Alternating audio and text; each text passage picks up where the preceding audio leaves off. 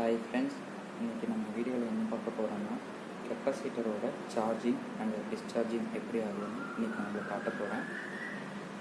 First நான் வந்துட்டு DC power supply எடுத்துக்கிட்டேன். ஒரு கெப்பாசிட்டர் வந்துட்டு 2200 மைக்ரோஃபேரல் எடுத்துக்கிட்டேன். அப்புறம் ஒரு சின்னதாக ஒரு மல்டிமீட்டர் எடுத்துக்கிட்டேன். ஓகேங்களா? இப்போ நான் டிசி பவர் சப்ளை ஆன் பண்ணுறேன். இதில் நான் வோல்டேஜ் செட் பண்ணிக்கலாம். வேரியபிள் டிசி பவர் சப்ளை தான். சம்திங் 27.2 காட்டுது. நான் அதை மல்டிமீட்டரில் கரெக்டாக செக் பண்ணிக்கிறேன். மல்டிமீட்டர் எப்படி பார்க்கணுன்னா, இங்கே டிசி சிம்பிள் போட்டிருப்பாங்க. இந்த சைடு ஃபுல்லாக டிசிஸ் 200, 600 வோல்ட், 22 வோல்ட் ஃபுல்லாக போட்டிருப்பாங்க. அந்த சைடு ஏசி 600 வோல்ட், 200 வோல்ட் போட்டிருப்பாங்க. ஸோ நம்ம இப்போ எப்படி 50 வோல்ட்குள்ளே தான் பார்ப்போம். நம்ம 200ல் செட் பண்ணி வச்சுக்கலாம்.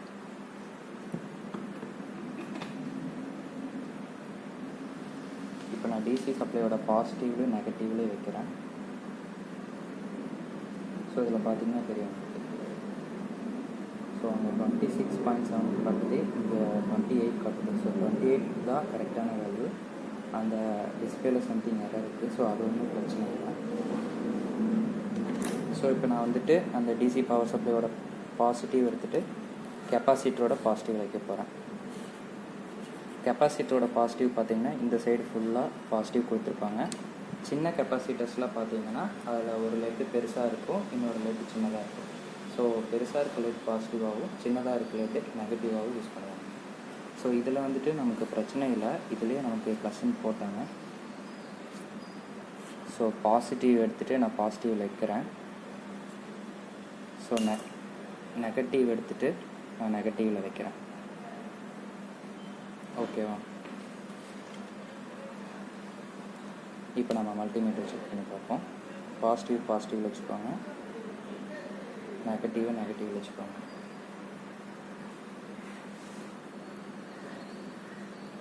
ஸோ இப்போ வந்துட்டு 28 வோல்டேஜ் வந்துட்டு இங்கே வந்துட்டுருக்கு. இப்போ நான் வந்து பவர் சப்ளை ஆஃப் பண்ணுறேன். நீங்களே நோட் பண்ணி பாருங்கள். இதில் பார்த்தீங்கன்னா மெதுவாக தான் ஏறும். ஸோ வந்து கெப்பாசிட்டர் வந்துட்டு சார்ஜ் ஆகிட்டு ஸ்லோவாக தான் டிஸ்சார்ஜ் ஆகும்.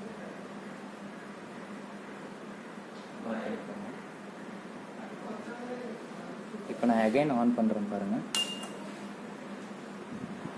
28 வோல்ட் இருக்கா? ஆஃப் பண்ணுறேன். ஸ்லோவாக டிஸ்சார்ஜ் ஆகுதா?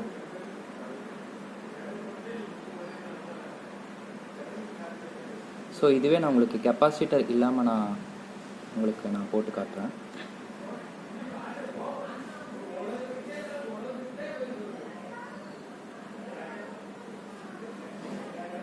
கெப்பாசிட்டர் இல்லாமல் இது வந்துட்டு டைரெக்டாக நான் வந்துட்டு இதில் கொடுக்குறேன், டிசி பவர் சப்ளையோட இதில். ஸோ கெப்பாசிட்டர் நான் ரிமூவ் பண்ணிவிட்டு டிசி பவர் சப்ளையோட பாசிட்டிவ் நெகட்டிவ் ப்ரோப் வச்சுட்டு ஆன் பண்ணுறேன். 28 காட்டுதா? இப்போ நான் வந்துட்டு இந்த மல்டிமீட்டரோட ப்ரோப் ரிமூவ் பண்ணுறேன். டக்குன்னு ட்ராப் ஆகுதா? இப்போ நான் அகைன் இன்சர்ட் பண்ணுறேன் பாருங்கள். 28 வோல்ட் காட்டுது. நான் டக்குன்னு ரிமூவ் பண்ணுறேன், 0 வோல்ட் காட்டுது. ஆனால் கெப்பாசிட்டர் அப்படி கிடையாது. நம்ம ஒரு டைம் சார்ஜ் பண்ணி வச்சுட்டோம்னா அப்படியே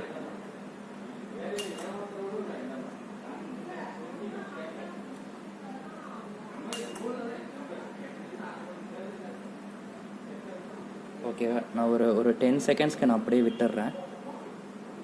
ஸோ கெப்பாசிட்டர் வந்து சார்ஜ் ஆகிட்டுருக்கு ஒரு 25 வோல்ட் சம்திங்கில். நான் வந்துட்டு இந்த சார்ஜை எடுத்துடுறேன், ரிமூவ் பண்ணிடுறேன். இப்போ நார்மலாக பாருங்கள் கெப்பாசிட்டரில் எவ்வளோ பவர் இருக்குன்னு.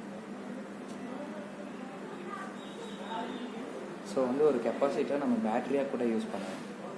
பாருங்கள் 28 வோல்ட் ஸ்டேபிளாக அப்படியே இருக்குது. ஸோ எப்போவுமே கெப்பாசிட்டர் பக்கத்தில் போகும்போது கொஞ்சம் பார்த்து ஹேண்டில் பண்ணுங்கள். ஸோ அதை டச் பண்ணிங்கன்னா ரொம்ப பெரிய ஷாக் அடிக்கக்கூட வாய்ப்பு இருக்குது. நான் உங்களுக்கு இது இப்போ டிஸ்சார்ஜ் கூட பண்ணி காட்டுறேன்.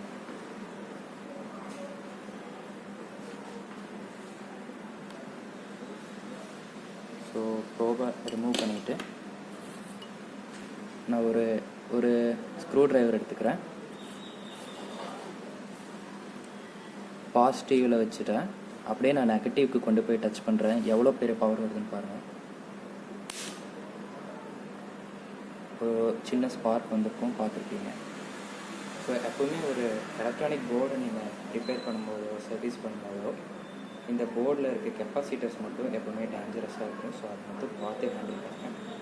இந்த வீடியோ உங்களுக்கு பிடிச்சிருந்தா லைக் பண்ணுங்கள், ஷேர் பண்ணுங்கள், சப்ஸ்கிரைப் பண்ணுங்கள்.